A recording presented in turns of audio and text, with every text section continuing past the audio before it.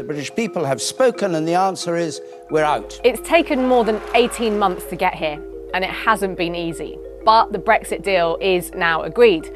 The negotiators have done their bit. Ministers are finally on board with the details of how we leave the EU and a strategy for how the future looks. Now Brexit's about to hit one of its biggest moments yet, when Westminster's 650 MPs have to decide whether to give it their blessing. But they can't agree at all. The opposition parties are all against it, and even dozens of Theresa May's own MPs have said they'll be voting against it. And everyone has different reasons.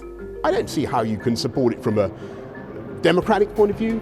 This is not Brexit. This is a failure of government policy. It needs to be rejected. Parliament is gridlocked. That's just the simple, honest truth of it. The Prime Minister's been out trying to sell her deal, and there have been huge efforts to try to win round unhappy Conservatives. MPs have days to debate all the ins and outs of it here in the Commons chamber, where we're not usually allowed to film. So when it's time for a vote, a bell will ring across Parliament that lets MPs know that they have 8 minutes to get here to make their choice. They can decide to go through that corridor to say yes, or that one to say no. Order the eyes to the right, with the nose to the left. MPs physically have to walk through these division lobbies where their names are recorded and their numbers are added up. Most will have made up their minds long before they arrive here. But on an issue as big as this, some will be weighing up until the last minute the instructions from their parties, the views of their constituents, and their own beliefs.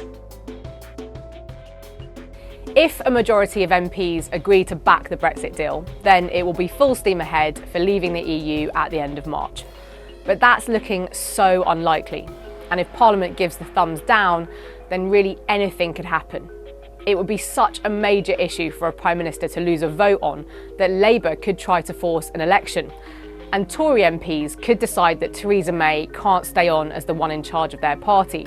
She could try to go back to Brussels for more talks, even though they've said that's not an option. But even then it's not clear how a new deal would satisfy enough MPs. She could ask for more time to negotiate to avoid having to leave the EU with no proper deal.